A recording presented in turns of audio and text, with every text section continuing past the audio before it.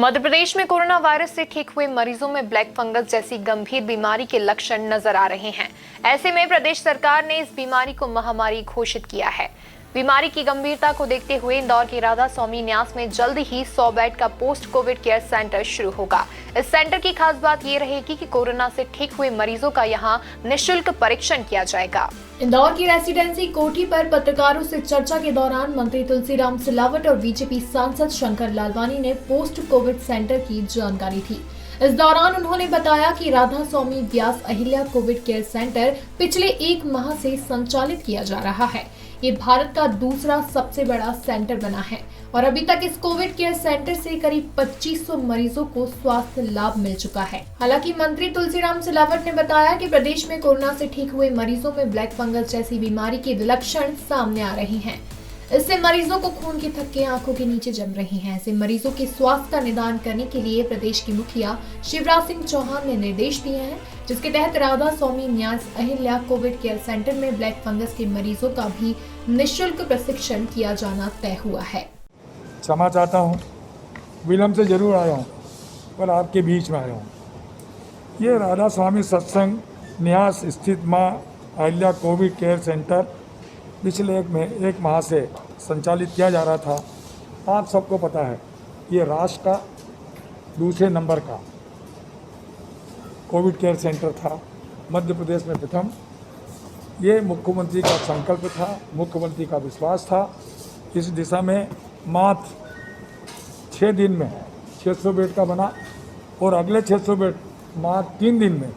और ये सब के सब इंदौर की जो एक तासीर है, इंदौर जो भी काम करती है, अद्भुत करती है। उनके जन सहयोग से एक एक व्यक्ति जो इसमें कुछ कर सकता था, सब उनके सहयोग से समाज सेवी, उद्योगपति, समाज के वरिष्ठ लोगों ने इसमें सहयोग दिया। आप सबको याद है कि ये 1 माह संचालित किया, अभी तक लगभग 2500 मरीज ठीक होकर राधा स्वामी सत्संग में स्वस्थ होकर गए हैं। और आपको मालूम है कि कोविड से ठीक हुए मरीजों में नई चुनौती, नया चिंता का विषय जो आपको और देखने में आ रहा है, जिसे ब्लैक फंगस कहते हैं। खून का थक्का जम जाना एवं अन्य प्रकार की मेडिकल परेशानियां निकलकर सामने आ रही है। ऐसी मरीजों के स्वास्थ्य का आंकलन कर निदान के लिए सम्माननीय मुख्यमंत्री का संकल्प है, उनके निर्देश है कि राधा स्वामी सत्संग न्यास स्थित में माँ Ahilya post Covid care centre इसी परिसर में प्रारंभ हम करने जा रहे हैं। इसी परिसर में हम प्रारंभ करने, शुरुआत में 100 मरीज प्रतिदिन आकर संपूर्ण स्वास्थ्य परीक्षण कर सकेंगे तथा सारी जांचें चिकित्सक परामर्श 100% निःशुल्क किया जाएगा। वहीं सांसद शंकर लालवानी ने पत्रकारों से बताया कि पोस्ट कोविड-19 खोलने के निर्देश मुख्यमंत्री शिवराज सिंह चौहान द्वारा दिए गए हैं। आने वाले दिनों में तीसरी लहर की जो चर्चा चल रही है, जिसमें मासूम बच्चों पर और यंगस्टर पर असर रहेगा, उसी को ध्यान में रखते हुए ये फैसला लिया गया है। बताएंगे, माननीय मंत्री जी ने पूरा प्रस्ताव रखा है और जिस प्रकार माननीय मुख्यमंत्री जी ने घोषणा की थी पोस्ट कोविड सेंटर खुलना चाहिए, क्योंकि ये बहुत ज़रूरी है और उसमें उन सभी बातों का ध्यान रखा गया जैसे माननीय मंत्री जी ने कहा, जो आवश्यक है, यहाँ तक कि योगा हो, फिटनेस हो, सब बातों का ध्यान डॉक्टर साहब आपको पूरी डिटेल में जानकारी देंगे।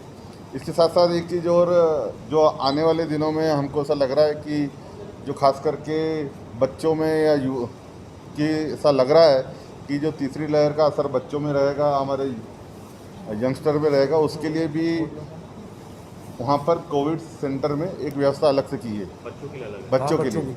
ये वो कि आने वाले दिनों में अगर कोई लक्षण आते हैं और ख़ास करके उन परिवारों में जो बस्ती में रहने की समस्या है, तो उनके लिए भी 100 बेड का अभी अलग से बच्चों का अगर कोई ऐसे सिम्टम मिलते हैं तो उनको रखने की व्यवस्था रहेगी। उसमें हमने विशेष बात ये ध्यान में रखी है कि उन बच्चों के साथ उनके परिवार का एक सदस्य, माता हो, पिता हो या जो भी हो, वो भी वहाँ उनके साथ रह सकता है, उसकी भी व्यवस्था वहाँ की है। बाकी हम उस पूरे जोन को ऐसा क्रिएट कर रहे हैं ताकि बच्चों का इंटरेस्ट बना रहे, खेलकूद की चीज़ें, दूसरी चीज़ें, गेम्स वगैरह हैं, वो सब चीज़ें हम वहाँ रख रहे हैं ताकि बच्चों की रुचि रहे। और आने वाले दिनों में ये तो हो गया राधा स्वामी सत्संग के लिए। हमने आज भी माननीय मंत्री जी की अध्यक्षता में डॉक्टरों के साथ बैठे थे और आने वाले दिनों में प्रशासनिक स्तर पर सरकारी हॉस्पिटल में क्या क्या व्यवस्था होनी चाहिए उसके स्पष्ट निर्देश दे दिए गए हैं।